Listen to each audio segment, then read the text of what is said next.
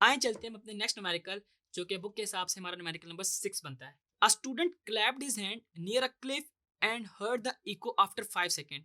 What is the distance of the clip from the student if the speed of the sound is taken as 346 meters per second। हमने इससे पहले जो numerical किया ना, जिसमें हमने डेप्थ ऑफ ओशन फाइंड करी थी, सेम वही है, बस यहाँ पे माउंटेन की बात है। टाइम इसने हमें एको का ही दिया है, यानी कि जाने का और आने का टाइम। टाइम हमारे पास 5 सेकंड है और स्पीड हमें दे दिया इसने 346 मीटर्स पर सेकेंड। और हमने व्हाट इज द डिस्टेंस, यानी कि हमने डिस्टेंस ही इसमें फाइंड करना है। तो हमारे पास फार्मूला क्या है जी, d is equal to v t. Formula हमारे पास वही है, d is equal to v t. आप जस्ट इसमें फार्मूला पुट करेंगे, 346 को हम मल्टीप्लाई कर देंगे 5 से, और जब हम 346 को 5 से मल्टीप्लाई करेंगे तो हमारे पास आएगा 1730। कितना आ जाएगा जी, 1730। और इसमें वही बात है कि ड्यू टू एको हमारे पास माउंटेन से जाने का और आने का टाइम होगा, तो हम इसको 2D कंसिडर कर रहे होंगे।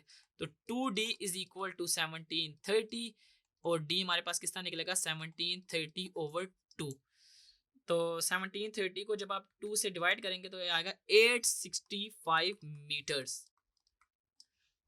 तो अगर आप ये जो 2D वाली चीज से घबरा रहे हो तो बस आप ये लिख दिया करेंगे, ड्यू टू एको हमारे पास जो है ना साउंड जाएगी और आएगी, तो इस वजह से हम इसको 2 से डिवाइड कर रहे हैं ताकि हमारे एक साइड का हमें डिस्टेंस मालूम हो जाए।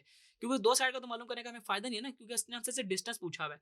ये तो टाइम की वजह से हम इसको 2 से डिवाइड करते हैं। तो आई होप आपको समझ आ गया होगा कि अगर आपके पास डिस्टेंस फाइंड करना हो तो आपके पास अगर टाइम है और वेलोसिटी है तो आप easily d is equal to v t वाले फार्मूले से इसको फाइंड कर सकते हैं।